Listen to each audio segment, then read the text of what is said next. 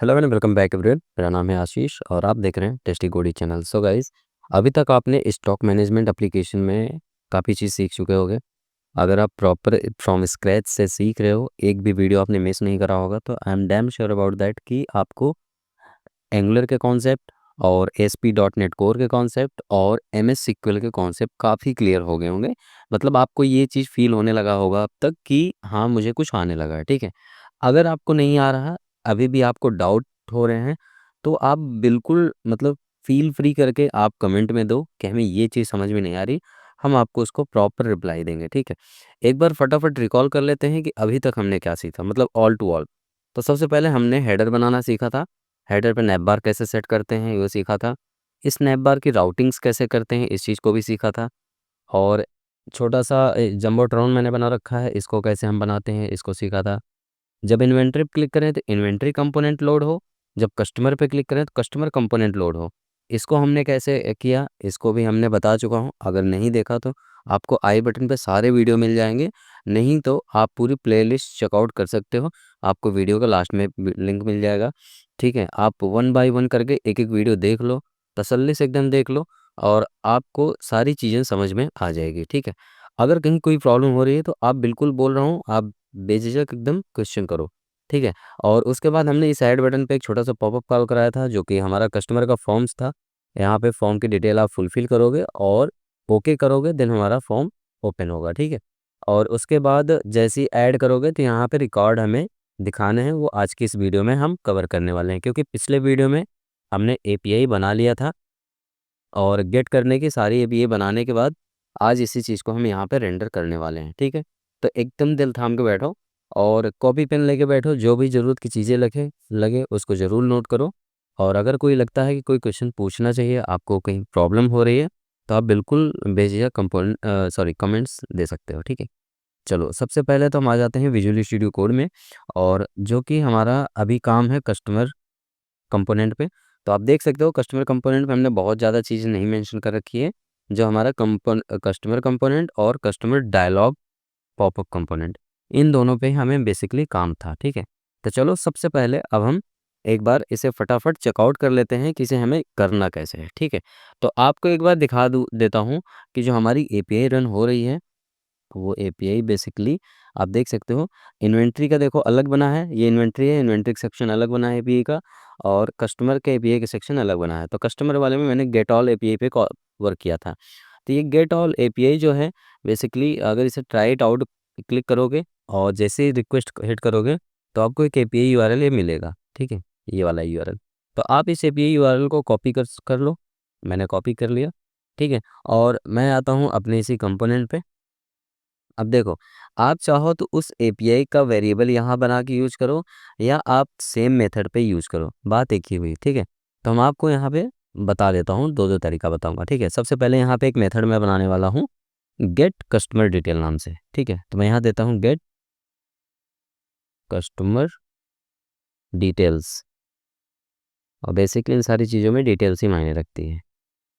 अब इसको हम करते हैं क्लोज, और आप जैसे हम इसे एंटर करते हैं, अब यहाँ पे हमें लॉजिक लिखना है। ठीक है, वो बेसिकली कमेंट सजेस्ट कर रहा है कि logic to get customer detail. अब यहाँ पर आप चाहो तो उस मतलब एपीआई यूआरएल यहाँ डिफाइन कर सकते हो। लेट सपोज मैं यहाँ दिखाता हूँ, मैंने दिया एपीआई यूआरएल। ठीक है, वन सेकेंड देखो, मैंने कॉपी करा है, इसने ऑटोमेटिक सजेशन में दे दिया। ठीक है, कि ऐसे आप लिखो, तो मैंने जैसे टैब प्रेस किया तो ऑटोमेटिक लिख दिया वो। ठीक है, हमारा सेम डिट्टो यही यूआरएल बना है एपीआई पे।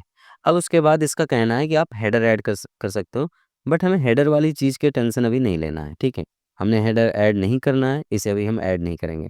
अब हमें करना है क्या, एपीआई कॉल करनी है। एपीआई किसके हेल्प से कॉल करोगे, with the help of HTTP.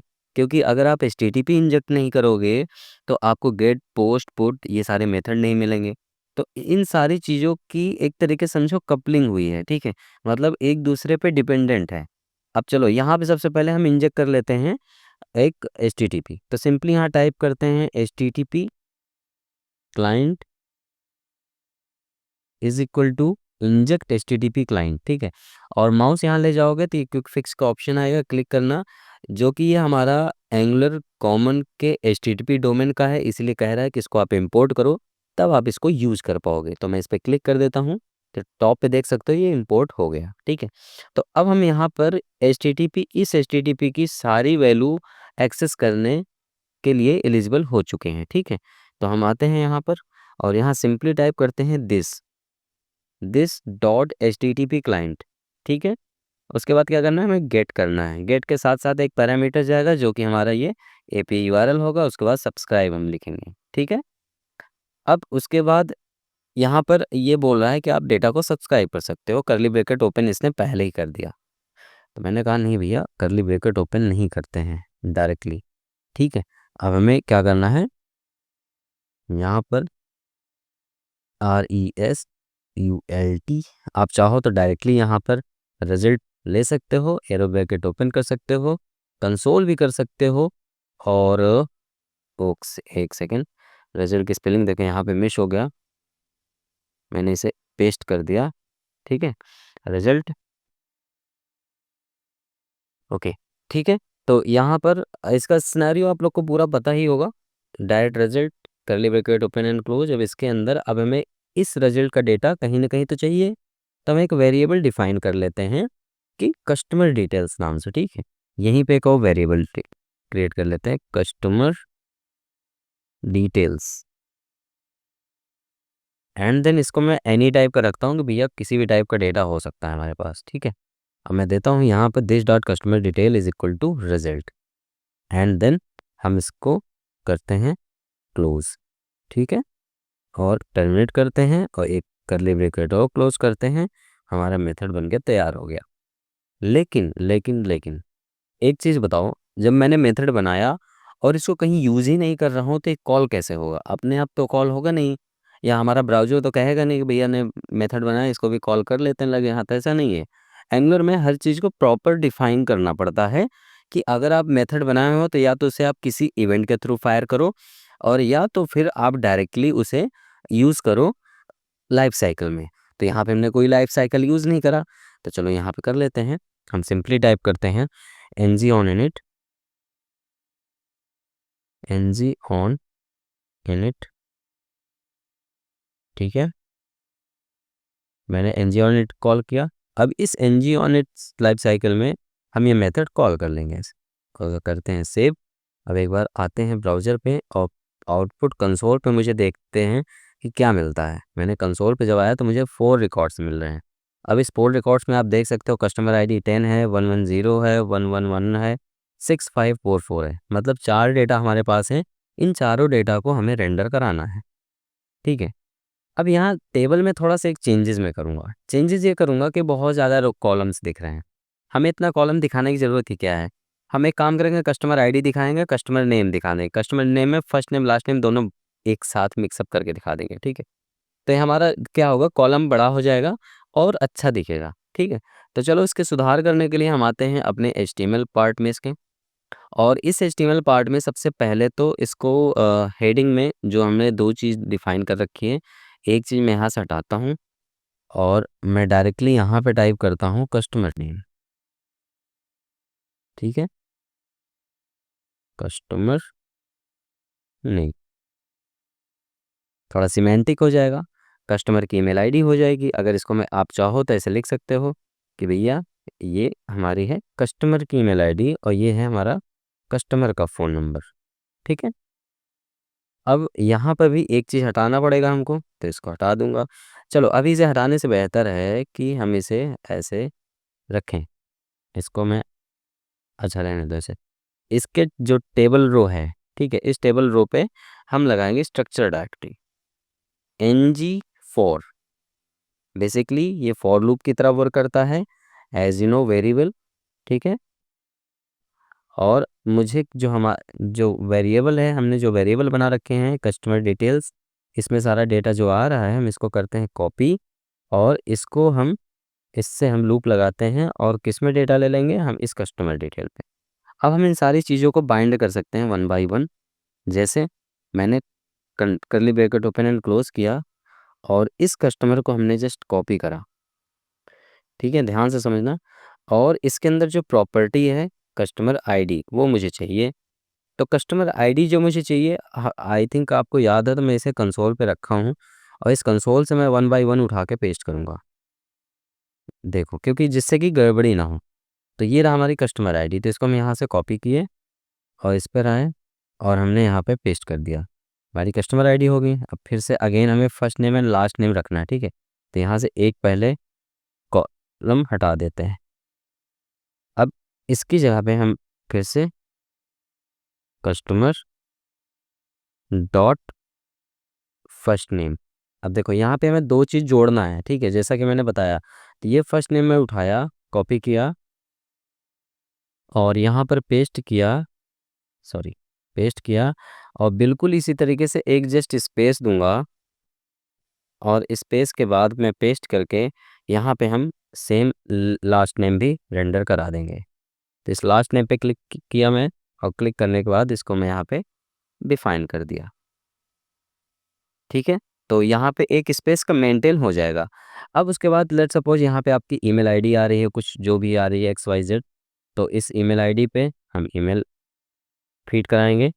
उस ईमेल के लिए सबसे पहले हमें ये कस्टमर वाले शिट, इस कस्टमर पे हमारा सारा डेटा है। तो कस्टमर डॉट और ईमेल आईडी के लिए आई थिंक हमने कैपिटल से ईमेल लिख रखा होगा, ई पे, ठीक है, पहला लेटर कैपिटल से है। अब यहाँ पर हमने इसको पेस्ट कर दिया, ठीक है। और बिल्कुल इसी तरीके से जो हमारे मोबाइल नंबर है, इसको भी करली ब्रैकेट ओपन एंड क्लोज कर लेता हूँ और यहाँ पर मोबाइल प्रेस करूँगा, कॉपी किया मैंने, पहले लिखूँगा कस्टमर डॉट मोबाइल, ठीक है। और रजिस्ट्रेशन डेट के लिए भी यहाँ पे आपको पाइप सिंबल यूज़ करना पड़ेगा, क्योंकि हम इसे डेट पाइप के थ्रू रेंडर कराने वाले हैं, ठीक है। तो करली ब्रैकेट ओपन एंड क्लोज करो, यहाँ पे लिखो कस्टमर पहले एंड देन डॉट, और उसके बाद जो भी आपकी पैरामीटर आ रहा है रजिस्ट्रेशन डेट के लिए, इसको जस्ट ऐसे यहाँ से कॉपी करो और कॉपी करके आप इसको यहाँ पे पेस्ट कर सकते हैं, ठीक है। हमने पेस्ट कर दिया। अब इसको एक बार सेव करके आपको दिखाते हैं क्या वाकई में डेटा बाइंड किया कि नहीं। तो एक बार इसे हम रिफ्रेश कर लेते हैं और रिफ्रेश करने के बाद आप देख सकते हैं यहाँ पे भी कुछ भी डेटा बाइंड नहीं हुआ। तो या तो हो सकता है एरर, अच्छा, ये कंपाइलेशन एरर बेसिकली इस नए वर्जन के लिए आ रहा है। इसे हम फिर से अगेन रीरन कराएंगे अपने फ्रंट एंड पार्ट को, तो उसके बाद ये हमारा प्रॉपर सही दिखने लगेगा, ठीक है। अब इसकी कोई वार्निंग है जिसकी वजह से गड़बड़ कर रहा है, जो भी हो इसको भी फिक्स करना बता दूंगा मैं, कोई दिक्कत नहीं। देखो दोबारा रन किया तो सेम चीज़ चल गया हमारा और आप देख सकते हो यहाँ पे हमारा प्रॉपर डेटा दिख रहा है, ठीक है। यहाँ पर customer ID Ashish Mishra, आशीष@gmail.com, abc@gmail.com, mobile number और डेट टाइम आप देख सकते हो थोड़ा सा गड़बड़ है, ठीक है। बाकी ऑलमोस्ट सारी चीज़ें बहुत प्रॉपर दिख रही है। Customer ID, customer name, customer email, customer phone, registration date and action, बहुत बढ़िया। अब इसको थोड़ा सा फिक्स करते हैं। अब इन्वेंट्री अगर एचटीएमएल पे आप पाओगे और देखोगे, तो इस इन्वेंट्री एचटीएमएल में आपको यहाँ पर दिखा रहा हूँ, एक second.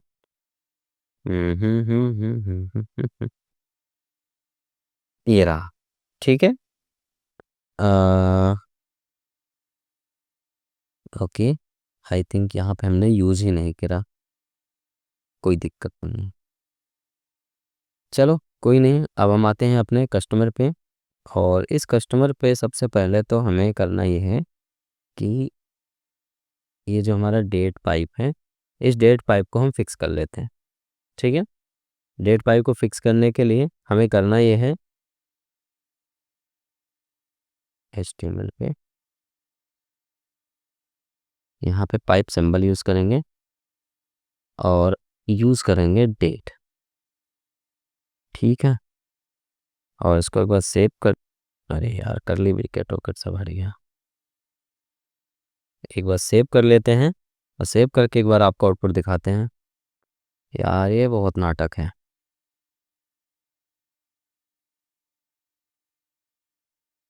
Okay, Angular compilation initialization failed, पता नहीं क्या इसका सीन है। हो सकता है हमारी मशीन काफ़ी पुरानी होने की वजह से ऐसा कुछ प्रॉपर क्रिएट कर रहा हो एरर या वार्निंग, आई डोंट नो। आप देख सकते हैं यहाँ रजिस्ट्रेशन डेट आपको बहुत डेट फॉर्मेट में प्रॉपर देखने को मिल जाएगा, ठीक है। पर आप इसको और ज़्यादा मॉडिफाई कर सकते हो YYDDMM करके, ठीक है। इन सारी चीज़ों पे ये प्रॉपर वर्क करता है। और एक्शन के बगल अब बटन पीछे भाग गया है तो इसको भी आप सेट कर सकते हो। बेसिकली इसका टेक्स्ट का कैरेक्टर यहाँ तक जा रहा है, इस वजह से ये कम ज़्यादा हो रहा है, ठीक है। तो कोई इशू नहीं है। ये इसका हम सिर्फ डेट ही है या कुछ और भी है, चेक करते हैं एक बार।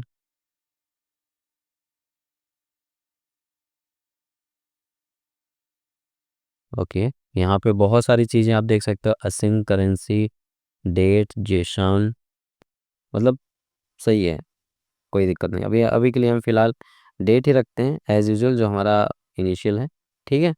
तो यहाँ पर ये सारी चीज़ डेटा गेट करना काफ़ी इजी है, कहने का मतलब है बहुत ज़्यादा टफ नहीं है, बहुत ज़्यादा कॉम्प्लेक्स नहीं है। तो इस तरीके से आप इस चीज़ को हैंडल कर सकते हैं, अपना डेटा गेट कर सकते हैं। तो आज के वीडियो में आई थिंक सफिशिएंट है। मिलते हैं नेक्स्ट वीडियो में, तब तक के लिए bye bye, keep practice, keep coding, take care guys.